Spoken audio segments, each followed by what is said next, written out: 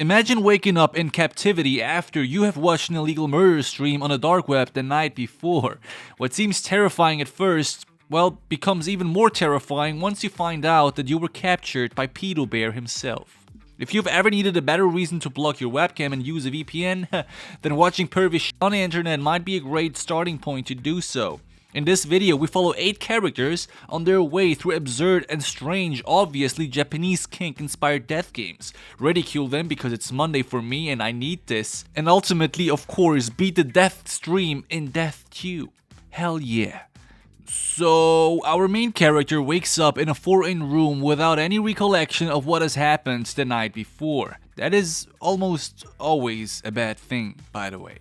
On a desk nearby stands a computer, and in one of the corners sits a camera watching every step he makes. The blue reinforced steel door looks firm and impossible to break through. However, the elevator door he rattles on in the back seems old and shabby. I recommend the IDGAF move. Curve your shoulders, scream like a moron, and tackle the steel bars, hoping that your excessive BMI score created by an unhealthy amount of Uber Eats discounts will help you to break through.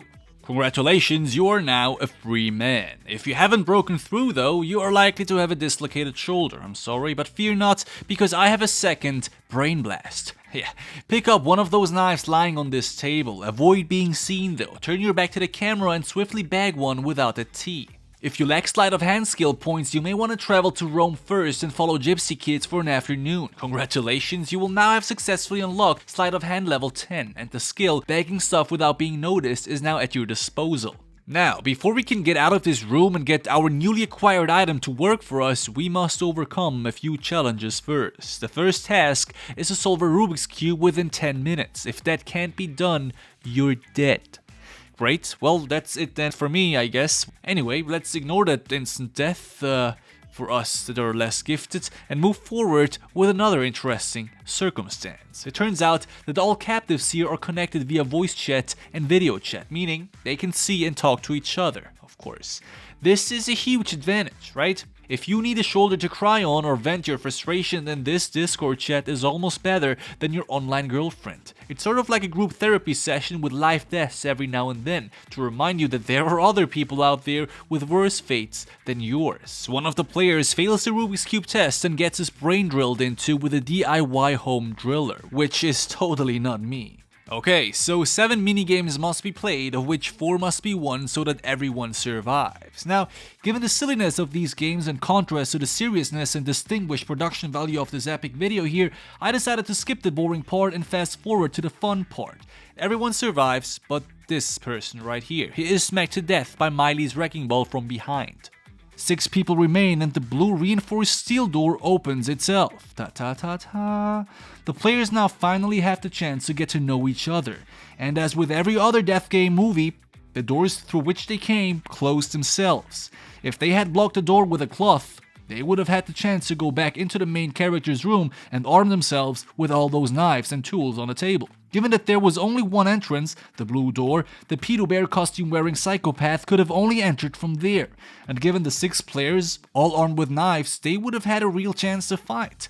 Also, together, they would have that sure succeeded in breaking through the elevator cave. At this stage, however, they're all empty-handed and have no clue what is going on, and frankly, neither do I. Why the hell is there a red carpet? One of the characters tries to steal the show and bashes forward to stab Pedo Bear with his metal toothpick. He is immediately shot. This proves 2 things. First, don't be the hero. Second, be the villain instead. Grab a nearby human smaller than you, lift them up like SWAT shields or full diapers. Slowly progress forward until you are in reach. Once you are in position, fade away, quick right turn, duck charge forward and slam Pedo Bear into the drywall behind. Now, that is what I would do obviously, but I get that not everyone is built for this, so it's completely fine to keep on playing, in which case, these are the next games. So, the next games are just as strange as the ones before, although it does get a little bit darker by the minute. Suffice to say that if you can't beat them, you gotta join them, and if it means becoming a Pedo Bear yourself, then well, screw that actually, don't become a Pedo Bear. Our 6 companions who have so far worked harmoniously together and developed a serious bond are told that they need to continue playing until only one player remains. In short, 5 must die and only 1 will be released into the wild. The game they play next is obviously inspired by Takeshi's Castle, because A, the rules are basically non-existent, and B, I get strange stomach cramps caused by excessive cringing and perpetual what the fuck neurons flooding my brain. What? Now the game once again is too complex to explain, but what you need to know is the climax. The climax is basically slow-mo shots of a bunch of Japanese people trying to eat a donut hanging from the ceiling without using their hands, followed up with the shocking revelation that the donuts were in fact all poisoned. The anti-poison, however, was hidden inside the water glasses that 5 of them were lucky enough to grab and drink. Leaves is only one who realizes she's fucked. She collapses to the floor and makes disturbing gagging sounds, kind of similar to the ones that I've made the morning that I've read that Microsoft dropped 70 Bs on Activision. Now here's the absurd thing about this whole pedo bear costume type death game that really has me wonder why. On a wall nearby hangs a frame with the sentence, "Today's objective is collaboration." This means everyone could have survived by cooperating with each other. I mean, drinking the water glass was sort of the last stage to finish the race. However, the game was never about finishing it, but getting to drink the water after eating the donut. The water could have easily been shared among all participants, leading to everyone's survival. Look, if I were forced to play death games, I would probably pay attention to the rules. Duh. This death was unnecessary and completely avoidable, but it also reveals the fact that maybe, just maybe, the next ones to come can be survived collectively as well. Spoilers ahead, no. Now, at this point, the movie turns from a more comedic sort of gore movie into something really f***ed up. Before we get there though, we gotta highlight one thing. The best chance our characters have to beat this death game lies in the fact that they are being live streamed. They could, in theory, convince those watching them to notify the police.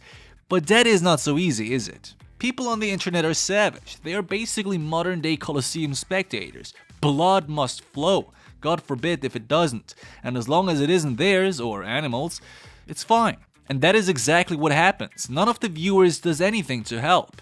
But what if someone close to them watches the stream by accident, for instance? Surely a friend or a family member would step in and let the authorities know, right? Well, yes.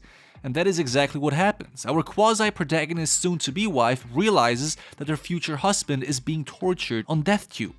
But the moment she realizes what is happening, another pedo bear magically teleports himself into her room and then abducts her and does very, very bad stuff to her. Plus, bases the next game our characters have to play on her abduction, which is a simple quiz. Our protagonist shockingly learns the truth about her abduction, which causes him, of course, a great deal of agony. Obviously, that would happen to anyone witnessing their loved ones being tortured. The simple question that he needs to answer now is, would he take her back after she has been, well, abused, for a lack of a better word? Now, I know what you guys think. What the F is happening? I know, it's weird and my day is now ruined as well, but I'm happy I can share this with you, so thank you. She is killed in the process, and the others continue their games, because the answer that he gave was no. By the way, I skipped a game that was happening before. It was about exploding balloons. I just didn't quite understand what was happening on screen, so excuse for that. But just so you know, one other soul was blasted into oblivion back then. Now, here's the thing though. We know that these psychopaths are armed. We also know that the chance of survival has been quite high, especially at the beginning. Because with a guaranteed 1 death per every game, the chance of survival has been higher at the start. But the clue here is that with every new game, always with 1 player less, the chance of survival shrinks, which is bad. The point here is the best chance was always to work together and overcome the pedo bear team as a team. And that is obviously best done with as many people as possible, right at the start. Now, however, we have barely any players left, and the chance of dying rises exponentially. The next few games are not helping either. The weirdos serve a platter with food, and the only girl left thinks it is a good idea to take a bite of it. Why? Why would you do that? I mean, you just eat something from a stranger that you know has poisoned people with food just moments ago. That just doesn't make any sense. But, here comes the thing. This girl has a genius idea. Now here's what happens. The next game is a voting game. Each person can only write one name on a piece of paper, but not their own. And the person whose name isn't mentioned is killed. At this stage, there are only 4 players left, right? Now the girl who just ate fakes collapsing to the floor and basically stages being killed. Meanwhile, this guy right here convinces our protagonist about the evilness of the other player, telling him all sorts of stuff about him being an ex-convict and that he cannot be trusted. Now, the first person that I would be suspicious of would be the person who tells me bad things about other people, because mostly they are full of shit. But he does listen, unfortunately, and fakes writing this other player's name onto this piece of paper, which results in that one's death.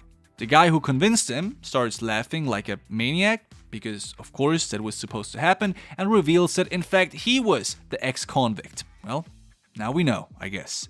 He storms at him trying to kill him off, but just at that moment, the lovely girl from before, who staged her death moments ago, appears behind this dude and uses this kind of higurashi / grass cutting tool to slay down this mofo.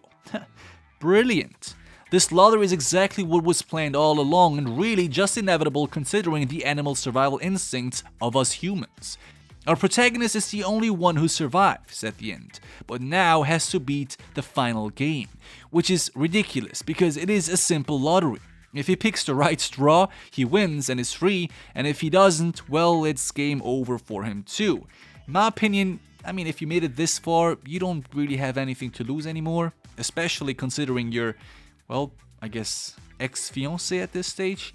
I would just run at them at full speed and, trying to chop. Anyway, he plays and picks the wrong straw and is killed as well, at least implicitly. However, it is revealed who the pedo bear costume wearing psychopath was. It was one of the last participants that all of our characters here have watched the evening before without helping him, because he was also begging for help. So he suffered just like they did. If you like death game movies, by the way, check out our last video, Squid Game vs Alice in Borderland, where we have figured out which death game of them is overall deadlier.